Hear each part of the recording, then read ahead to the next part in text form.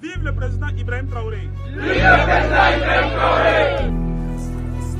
Vive le président Assimi Goïta. Vive le président Assimi Goïta. Vive l'unité africaine. Vive l'unité africaine. What if I told you that Africans are getting it wrong once again, especially when it comes to their dealing with Russia this time around, and that there's more truth about these rampant coups in West Africa than what is being told? To understand the truth, and nothing but the truth about what's going on in Africa today, carefully watch this video up to the end. If you have watched any recent video of a public gathering or mass protest in the Francophone West Africa where there has been a coup d'etat, there is a high chance that you have seen them. Yes, those Russian flags of all sizes being flaunted alongside local flags. From Mali to Burkina Faso and now Niger, post-coup d'etat mass protests have become synonymous with public endorsements of the country's ties with Russia, or rather open invitations of Russia into the countries. At some point, we've even seen Russian flags mounted on state buildings during those protests, like here in Niamey where Russian flags were mounted on the National Assembly and at the French embassy premises. Then in a country like Burkina Faso, the locals had the audacity to not only flash Russian flags in public processions, but also to hold a Thanksgiving ceremony, exclusively dedicated to appreciating Russia for being the country's new reliable partner.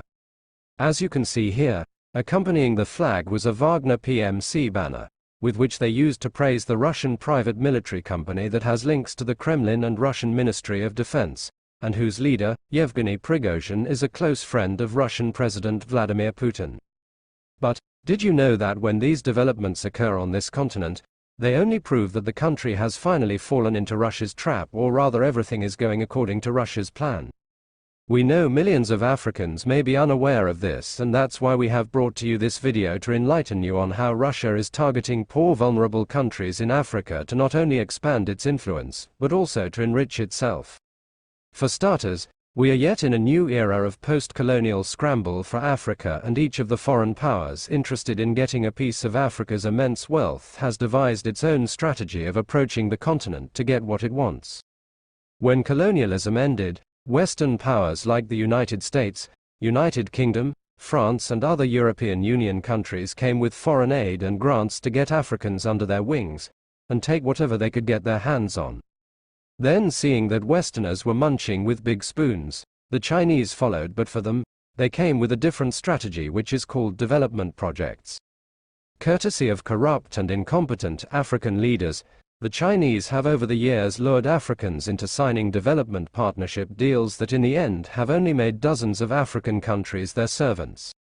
Today, lots of African countries are yoked under Chinese loans, and the Chinese are leveraging the same to not only increase their presence on the continent, but also to get access to Africa's minerals and wealth endowments at cheap costs.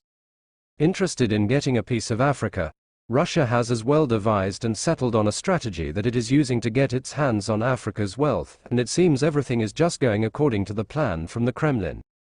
Seeing the poor leadership and vulnerability that some African countries were having on matters touching on security and self-governance, Russia saw an opportunity to step in and make some money like everybody else. We say this because over the past few years, starting from around 2017-2018, Russian private military companies like Wagner Group have targeted countries in the sub-Saharan Africa that have rich natural resources as well as governance and security challenges to execute that plan. Of course, we believe that these PMCs are not as independent of Russian government's influence as they sound, because when you look at a company like Wagner, it has links to the Kremlin, to the Russian Defense Ministry and the Federal Security Service, the FSB. Because of those links, we believe the PMCs are being used by Vladimir Putin's government to easily execute its plans on the continent without running the risk of the Kremlin being directly accused of aggression. Insecurity and events in countries like Mali, Central African Republic and Burkina Faso have attracted the interest Wagner Group, whose troops have been deployed in the countries in their thousands, and this indicates Wagner's interest in specifically leveraging and undermining those countries' traditional post-colonial partnerships with Western countries like France, which still has a huge influence in Francophone West Africa.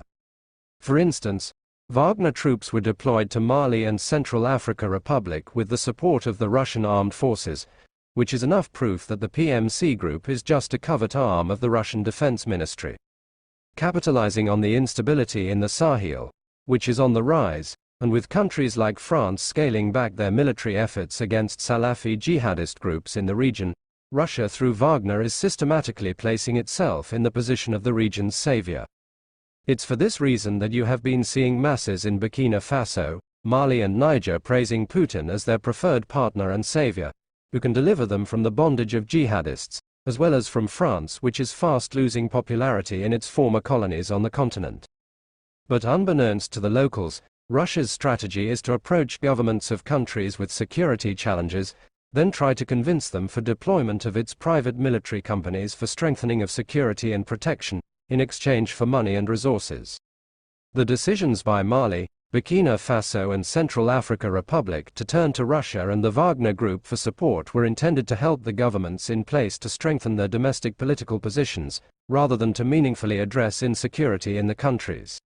While Wagner will ostensibly train local forces in those countries and provide security services to senior government officials, it will also take advantage of the situation in the region to spread Russian influence on the continent, secure financial gains and grant the Kremlin a clear path to Africa's wealth. Wagner's activities in the countries allow local political leaders to tighten their regimes in exchange for financial and mineral concessions. Then Niger seems to be the next stop for some of Wagner's troops after leaving Ukraine, where they were fighting alongside the Russian military. We say this because in the aftermath of the coup d'état that deposed President Mohamed Bazoum, developments in Niger indicate that the military junta that took over is looking for a way to have Wagner troops in the country by all means. On August 3, 2023, that's a week after the coup d'état, the head of the military junta in Niger, Brigadier General Abdourahmane Chiani, announced that Niger will immediately suspend all military cooperation agreements with France, including the agreement which allows French military forces to remain in Niger, with Chiani further stating that Niger will swiftly respond to any sort of aggression by ECOWAS. The junta leader was confident in making that declaration because a day prior, he had sent a delegation led by Salafou Modi to Mali seeking the support of Wagner Group, which has a base in Mali, in case of a military intervention from ECOWAS and its allies. In response, France refused to close its military bases, saying that only the legitimate authorities of Niger have the right to annul the military agreement. But what is important is that the demand for the French to leave signified that the Niger military junta had received a positive response from Wagner. Mind you, the coup and subsequent developments came just a couple of weeks after Yevgeny Prigozhin, the Wagner chief, announcing while in exile in Belarus that he was preparing his troops for a special trip to Africa. It's even for this reason that we believe the Niger military takeover wasn't coincidental when it happened at the time when the Russia-Africa summit was underway, but rather was deliberately planned to happen at that time, and that the Kremlin knew very well what was going to happen, the reactions that were to follow, and where Russia, through Wagner, was to come in to offer its services and get what it wants. Then, since Putin keeps getting whatever he wants, everything seems to be going according to plan. Before we leave it there for now, it's worth noting that should France, American, German and Italian militaries be ejected out of Niger, Niger will indeed be a free country. But should Wagner troops subsequently be deployed into Niger after the West has left, Russia will get full access to Niger's natural resources like uranium ore, whose export to France has been banned by the military junta. Therefore, the only way to guarantee a free Niger is for the military junta to leave Russia out of its security equation. So the question is, are these military juntas that have been deposing civilian governments really vessels of liberation of Africa from the West, just like how they have been saying they are? Or are they puppets of Russia installed by Russian private military companies to help Russia get its share of Africa's resources? Leave your comment on this below and don't forget to subscribe before leaving. Нигеру платила по $11. Можно работать с инвесторами 50 на 50, 30 на 70. Но невозможно отдавать коренным жителям страны, которые родились в этой стране, которые живут в этой стране, и которые рассчитывают на то, что недра этой стране принадлежат им, и они принадлежат им по Конституции. Платить всего 5% с тех богатств, которые вы получаете. Для того, чтобы скрыть эти экономические преступления, страна насыщалась огромным количеством террористов. Это огромное количество террористов теоретически должно было контролироваться огромным количеством различных войск, которые финансировались Организацией Объединенных Наций, Евросоюза, американцами, англичанами и кем только не финансировалось. И поэтому население Нигера, которое должно было быть свободно, которое должно было быть счастливо за счет тех экономических возможностей, которые находятся на территории их страны, это население обворовывалось, и для того, чтобы оно молчало, их держали долгие десятилетия в страхе,